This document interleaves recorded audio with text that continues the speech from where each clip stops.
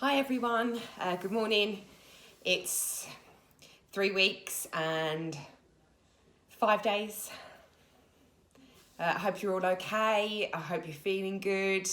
Maybe you've just started your journey. Maybe you've not even begun to start your journey and you're just listening to as many of these videos to try and psych you out into thinking, is this exactly what I've got?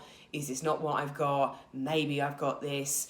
Am I really overtraining? I don't think I'm undereating. I eat enough. I eat when I'm hungry. I stop when I'm full, I think. I do restrict my food because I like to be clean and I like to be healthy and I like to have a lean body. Well, you're already saying the wrong things. You're already in the mindset that I was, because sometimes when you're exercising so much, and I definitely had this, I used to say to people, I don't ever feel hungry. I'll wake up in the morning and I can train for hours on an empty stomach, and very, very rarely do I ever get any more than a bit of a dizzy spell to tell me that I am in dire need of some food, and quick. Or I get snappy, really snappy. Many a times that we've gone out, just me, my husband and my son, for, a day out, we've gone shopping and there's nothing for me to eat. I don't want to eat because we potentially might be, having a cheat meal that evening. And when I say cheat meal, for me, it might be that I'm eating my normal everyday clean eating dinner, sort of veggies, a bit of protein, a bit of carbs, but I want to add in at the end a whole grab bag of mixed nuts from M&S, which are my absolute favourite. My cheat wasn't a chocolate bar, wasn't an Easter egg or a beef burger or some chips or a pizza. Mine would just be normal food, and that I class them as my cheat foods. And actually, because I class them as my cheat food, when I had them, I would finish them and feel absolutely god awful. We used to nickname it in my house as Emma's Frana Wobbly. I used to get emotional. It's not a funny situation, actually. I'm not trying to make light of it because it was dreadful. Most days I would sit and I would cry over eating a mixed bag of natural nuts, not even salted ones, I might add.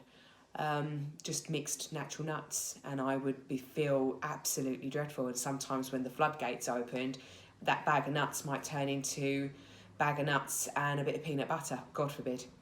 I've had peanut butter on 2 rice cakes, that's it. I'm going to punish myself the following day and I'm going to have to do more in the gym. I'm going to do, a harder route of my 12k run for the morning. It might be one that I've incorporated with more elevation in that for that day. So I feel like I've really damaged myself and I feel like I've really, overcompensated for all the nuts that I've done. And God forbid, come Monday, if I was to have another cheat, which was very, very rare, I would feel so disheartened that everything I've done in that exercise regime. So if I got up and I run 8 miles and then before the gym I say had a bag of nuts, I would feel that everything I've done that morning is just been replaced with that bag of nuts, and that I've started from fresh. Every day, this was my famous saying, I said to my husband, every day was a start from fresh for me. So it didn't matter what I'd done the day before. It didn't matter that I'd spent 3 hours in the gym the day before. What mattered was it's now Monday and it's now a new day. And for me to allow myself my porridge, whatever I was going to have for lunch, a bit of tuna steak, some broccoli or something, for me to feel okay about eating that food, I would need to go and train. I still have that mindset to a certain degree, because even now, it's silly, my body clock is still naturally waking up at 5 o'clock, 6 o'clock in the morning. My body is in training mode. So I will get up and I will go and walk the dog first thing, because rather than going for a run, I still feel like I'm doing something. I'm not power walking. I'm walking steady pace in the woods. It takes an hour. I listen to podcasts. I listen to people that have gone through the same thing that I have. Maybe go onto YouTube before I go out. Get a couple of inspiring videos of women that have gone through the same thing that I have, maybe have the same mentality that I have. I'm class A perfectionist. Everything in my life has to be in order. Everything has to be clean, neat. And you drive yourself insane.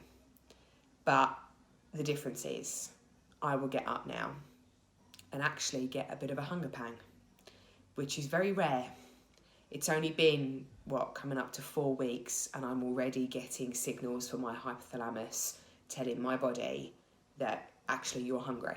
And it's not because you're eating more and then all of a sudden your stomach's, massive and all of a sudden you need more food all the time. It's because that signal to my tummy from my brain was shut down. So I know that whatever I'm doing is definitely progression. So I'll get up, and instead of feeling as if I've got to earn my snack, pre-breakfast, whatever, I won't. I will just grab the banana and eat the banana and not feel guilty about the banana. Sometimes I have grabbed a rice cake and put some peanut butter on and thought, you know what, it's just a snack. I need to fuel my body for the walk. It's going to be an hour. There are still some hills and some little heartbeats that I'm going to be raising my heart rate on. So I do need to fuel myself for the next hour. And when I come back, instead of waiting for everybody to get up and join me, so for me, I would be stretching my fasting, which is incredibly bad if you are in this recovery.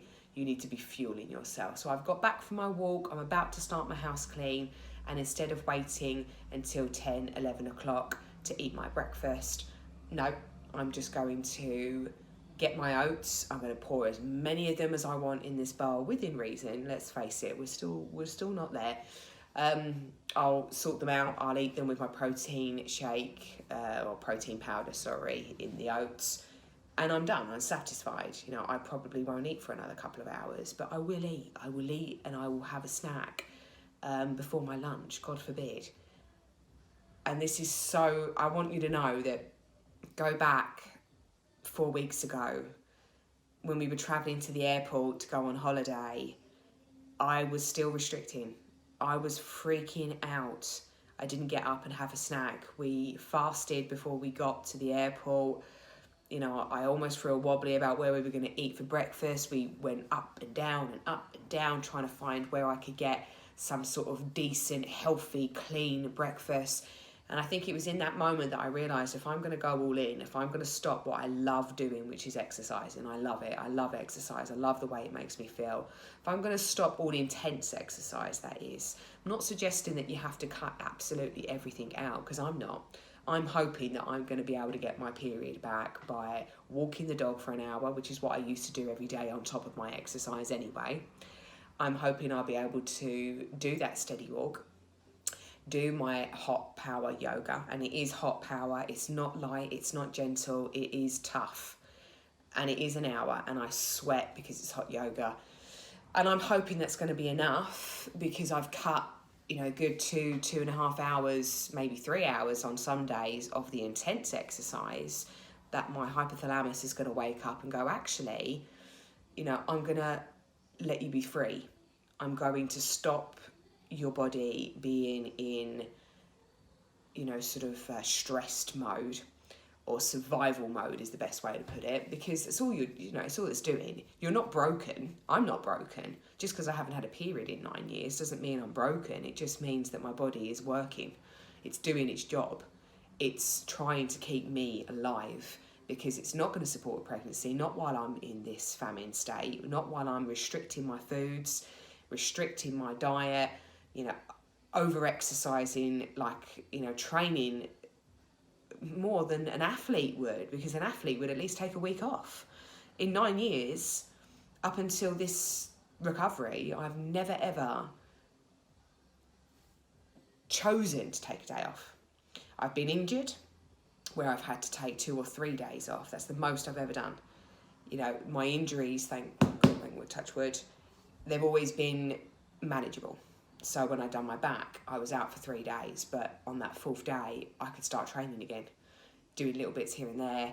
It wasn't anything like what I was doing pre-injury, but at least I was doing something. When I tore my calf running, I started swimming, which I don't particularly like, for an hour every morning. I would hobble and I would limp into the pool and I would front crawl for an hour. And it was so much on my body because I'm not used to it. So the fact that I've chosen myself to take this time out, I not only feel so much better mentally for that, sometimes you just need a break, but I'm hoping that my body will get out of this survival mode. It will stop being so protective over myself and agree with me that I am ready, potentially, if I wanted to have a pregnancy, and that fetus would survive within my body, because I will never go back to training the way that I did, and I solemnly swear that to everybody watching, including my family, friends, loved ones, that getting 2 to 3 sessions a week as opposed to 6 to 7 a week is going to be so much better on the body. And to train better and to train more quality, you're probably going to see better results anyway. And in the long term, all right, you might not be as lean as what you would do if you trained 6 to 7 days a week. I'm only just putting that in because I don't know.